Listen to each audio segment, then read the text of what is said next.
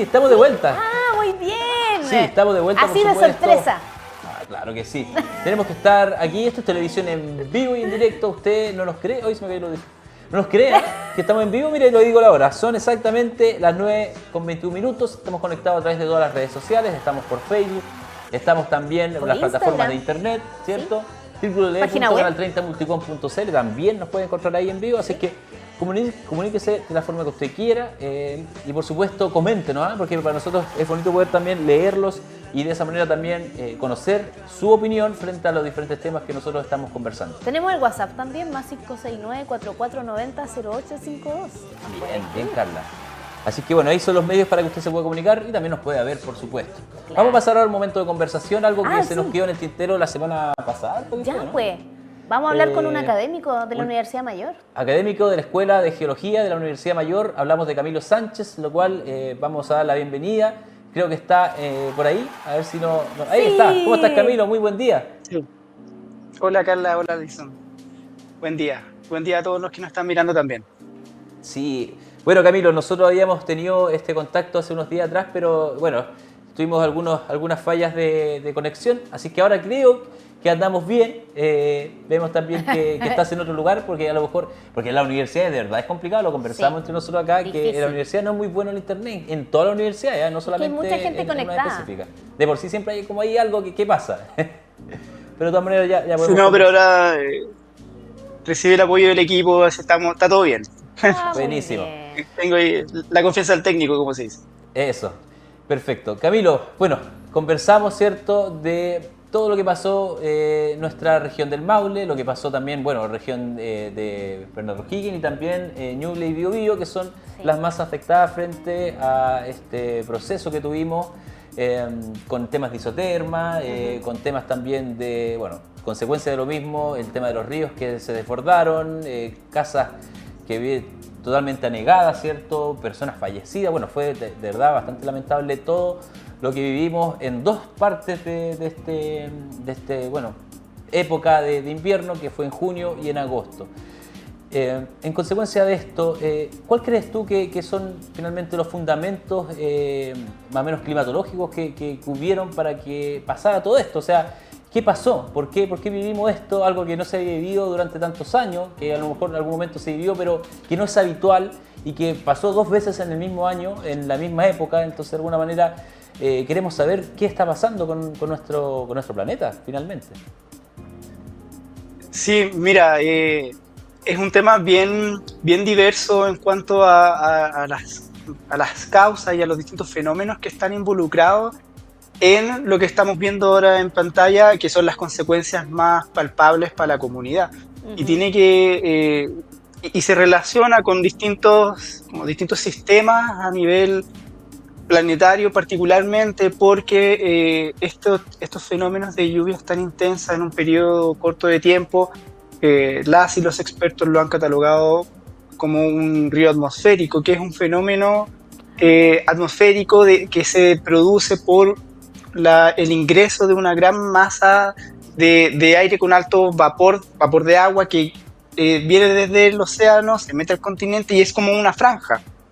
Ya por eso se le llama río. Y es esta franja que es esta masa de aire con mucho vapor que se mete al continente, choca con la cordillera, para que pongamos en perspectiva la magnitud de estos fenómenos.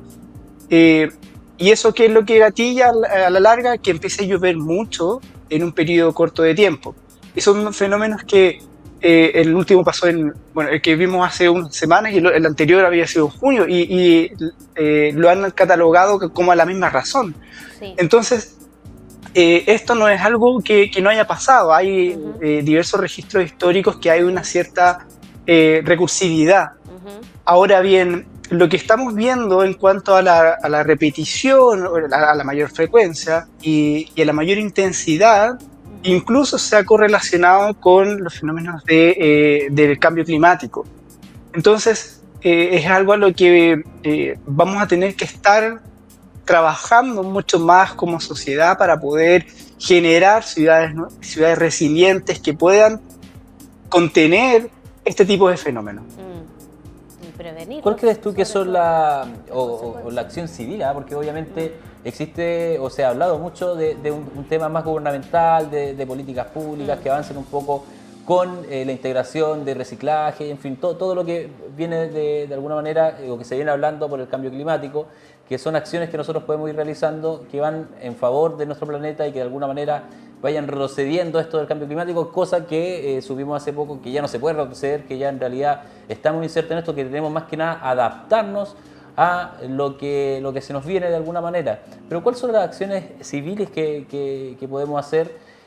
O ya definitivamente esto está así, tenemos que acostumbrarnos, tenemos que seguir viviendo estas cosas o no tiene relación quizás con el cambio climático. ¿Cómo lo ves tú? ¿Cómo nos puedes decir a nosotros? Mira, ese punto es crítico, ¿ya? Y aquí hay que hablar no hay que hablar desde ninguna trinchera ideológica, sino que más bien pensando en un bien común para las sociedades en las que tenemos en el país. Y esto porque hay como para tenerlo de antecedente, la Oficina de las Naciones Unidas para la Reducción del Riesgo de Desastre señala explícitamente que con cada dólar que se invierte en prevención se pueden ahorrar hasta 7, incluso 15 dólares en reconstrucción. Entonces, el llamado aquí a las autoridades y a las comunidades es que lo primero que tenemos que conocer los territorios en los que habitamos. Y de esa forma empezar a generar ciudades resilientes. Eso quiere decir que son ciudades que puedan hacer frente a fenómenos potencialmente catastróficos y puedan tener la capacidad de reconstruirse, entendiendo así la resiliencia. Claro. Eso es parte de uno de los objetivos de desarrollo sostenible de la Organización de Naciones Unidas, y Chile firmó ese convenio. Entonces, lo primero acá es el llamado a la comunicación, a informarse en torno a, primero, dónde estamos viviendo y todo lo que eso conlleva. Y es súper difícil empezar a instaurar estas ideas que son un tanto, incluso algo a veces abstractas, porque la recursividad de fenómenos como este, es decir, la repetición no es tan alta y hay necesidades diversas. Entonces, si la necesidad de una familia es poder llegar a fin de mes, difícilmente va a estar pensando, oh, chuta, el cambio climático, pues. Exacto. Entonces, lo primero es empezar a conversarlo.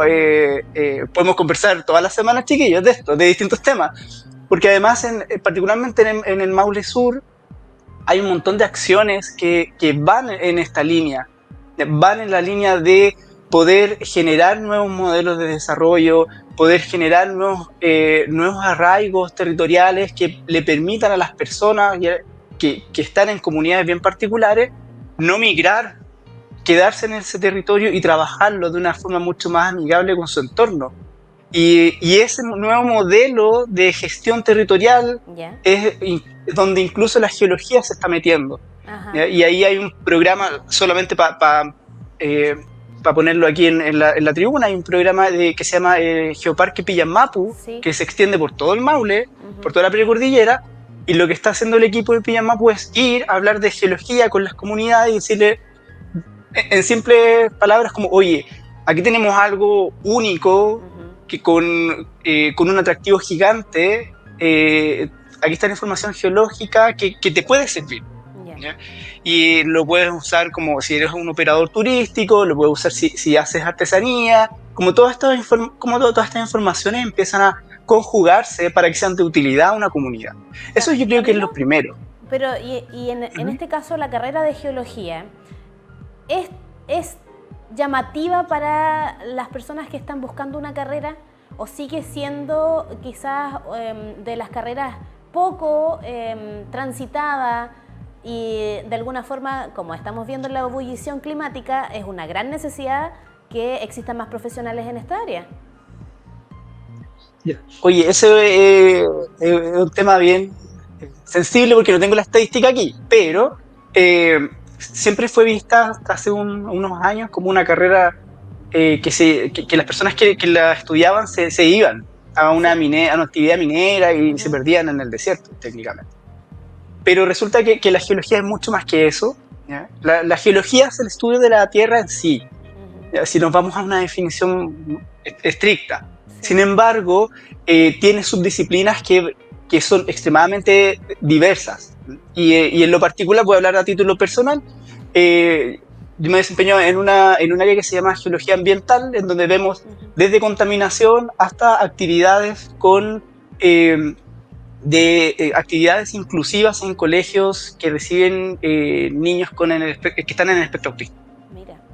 Y eso tiene que ver, en particular tiene que ver porque las personas cuando saben lo que está pasando, me refiero a, por ejemplo, un temblor, un terremoto, si saben lo que es, los niveles de ansiedad disminuyen y eso es crítico para niños y niños que están en el espectro autista. Entonces, como te podrás dar cuenta, y la gente que está pensando quizás, y en Talca pueden estudiar la carrera, ya no es necesario migrar a Conce o a Santiago, está ahí, y yo sé que el director, el biólogo Felipe Orellana, pone mucho de esta percepción territorial en esto también, Mira. en cuanto a que las personas que tengan alguna inquietud en cuanto a fenómenos naturales y cómo se están relacionando las ciudades, también pueden estudiar geología. Y hay muchas herramientas para poder desarrollar trabajos sumamente interesantes e investigaciones súper importantes que contribuyan. Es tanto que hay un movimiento importante que fue adoptado de un programa que se gestó en Colombia, que se denomina Un geólogo en cada municipio, y se está tratando de impulsar fuertemente en Chile, porque nosotros quienes creemos que las personas de geociencia deben estar participando de la discusión en cuanto al desarrollo social, creemos que somos un aporte importante. Y eso tiene que ver, por ejemplo, en aquellos municipios o las comunas que están pensando, solo por dar un ejemplo, en un plan regulador comunal. Por ejemplo, Linares lo está pensando. Y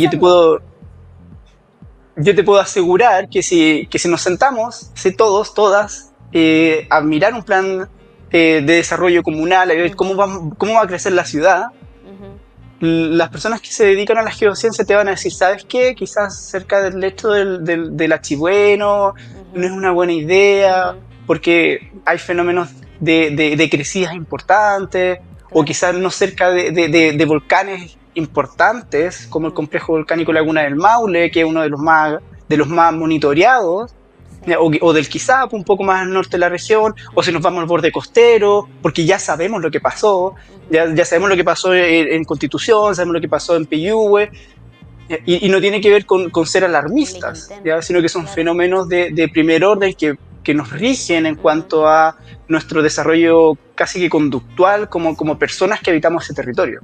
Y Alinzo, ¿tú te acuerdas de clases de biología? En el liceo me parece que en la parte de historia se hablaba un poquito de geología, pero así mínimo. Y la escuela, ¿a qué edad empiezan a hablar como de cosas específicas para tener una conciencia sobre los ríos, sobre las montañas? Sí, o sea, te hablan en términos, más que nada como terminología, en términos generales, como cuenca, como sí, ese tipo, como que no hay tampoco una forma, no sé actualmente, porque obviamente nosotros ya salimos hace rato ya de lo que son la educación básica y media, pero de todas maneras se veía, al menos en esos tiempos, que era por encimita nomás el tema de lo que se buscaba educar, ¿cierto?, en temas de geología. Sí, mira, en la revisión de los programas educativos que hemos podido realizar, lo establece como en algunas unidades de ciencia en ciclos básicos, como en sexto, y en medio, en segundo medio. Y ahí es como pinceladas. Entonces, por eso creemos que esto se tiene que ir adaptando también. A ver, es que voy a ser voy a hablar desde la trinchera profesional nomás. ¿Ya? Es súper difícil que le estemos hablando a alguien que vive no sé, en el cajón del Achibueno, en la cordillera del Maule, de ahí de Linares, de algo de geología, y le estemos hablando de lo mismo a alguien que está ahí no sé, en Loanco, no es lo mismo, ¿ya? Porque uno están viendo cosas diferentes en su día a día. Claro, son realidades totalmente diferentes. Y eso es un problema que tenemos en el país, ¿ya? En cuanto a que hay decisiones muy centralistas, pero yo creo que eso va a ir mejorando con el tiempo, pero nos gustaría que mejorara mucho más y mucho más rápido también. Porque lo que vemos son fenómenos en cuanto aunque hay un poco de arraigo, la gente se tiene que ir. Y la migración lo que hace es que ese cariño y ese amor que hay históricamente por ese territorio, como que se vea frustrado. Claro. Y hay experiencias comparadas que dicen que la gente quiere estar en su territorio. Sí. ¿Ya? Y por eso van y reconstruyen, y te puedo asegurar que toda la gente que evacuaron ahí ahí en Linares para la última lluvia va a volver a su casa. Ajá. Oye, con Y respecto a hay eso, casos Camilo, extremos. Sí. se ha ¿Sí? visto, de hecho lo hemos conversado varias veces, ¿cierto, Alinson? Con el extracto de áridos de los ríos también el permiso que algunas empresas tienen para realizar esta actividad económica. Ustedes como geólogo, ya que la mayoría de los municipios aún no tienen un geólogo en su equipo de CERPLAC o de planificación urbana y rural, ¿ustedes han conversado de qué forma podrían instalar una asesoría con respecto a estas nuevas instalaciones? Porque lo mismo dijiste, que la gente va a querer volver a su casa, pero ¿qué pasa con los que estaban al lado del lecho del río, donde efectivamente antes no habían habitaciones y que con el tiempo se les fueron vendiendo los lugares y además el extracto de áridos que nos ayuda a todos por la construcción de casas, porque también se utiliza para mejorar los caminos, Sí. es una necesidad, pero al parecer la sensación queda en que se ha hecho de forma indiscriminada. ¿Cómo lo ven ustedes desde el área de la geología? Y mira, ahí las actividades de extracción de recursos naturales hay que entender que están normadas. Vamos a partir por ese punto para poder explicar el contexto. Y en esa normalización se da ante la autoridad especializada, que en este caso es el Servicio Nacional de Geología y Minería, el CERNAGEOMIN, y la oficina regional está ahí en Talca, así como que está ahí, ya, por si alguien tiene dudas. Establece un montón de parámetros en cuanto a los volúmenes de extracción, dónde van a estar, y eso hace que el impacto que pueda generar en cuanto a, por ejemplo, el desvío de un curso superficial de agua, porque esto se saca en los ríos, ¿ya? Es eso, ya, para que lo leemos en sencillo. No tenga un impacto tan importante en caso de que exista una crecida. Eso se debe generar son las autoridades que antes de conceder un permiso, una concesión de explotación, lo debe exigir.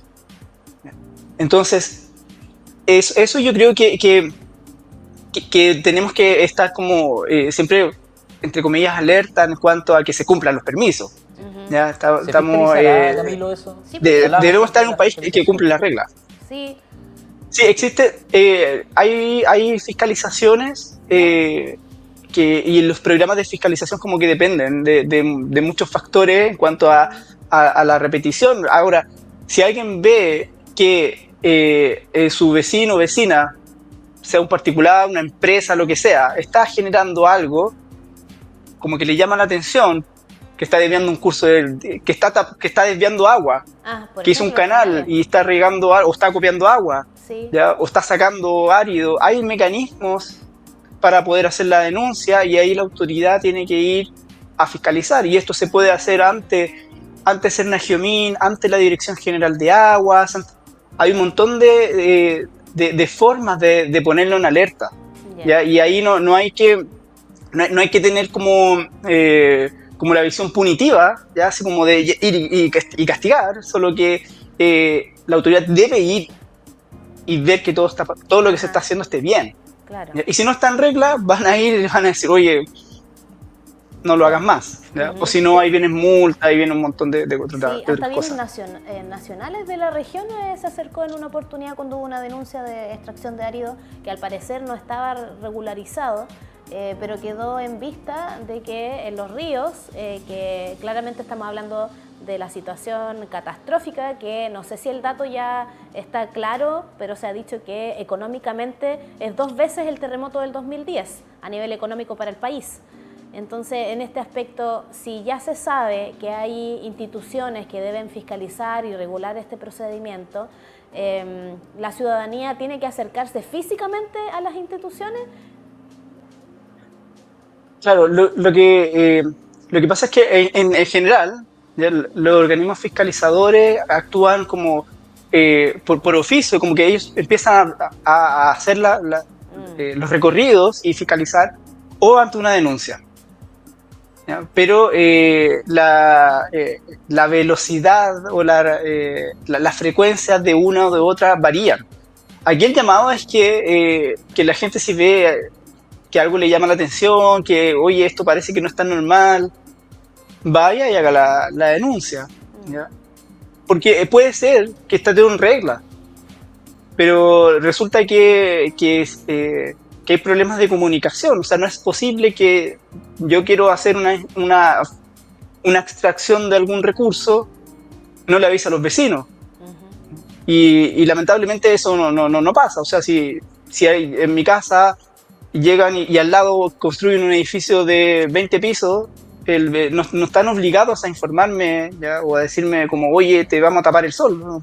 Claro. Tú, vela, como se dice coloquialmente. Eso no se exige. Entonces, ante estas dudas que existen y entendiendo que estamos apoyando o fomentando este empoderamiento territorial de las comunidades que pasa por una concientización, una protección de los mismos, también hay que seguir estos mecanismos formales de denuncia y de fiscalización.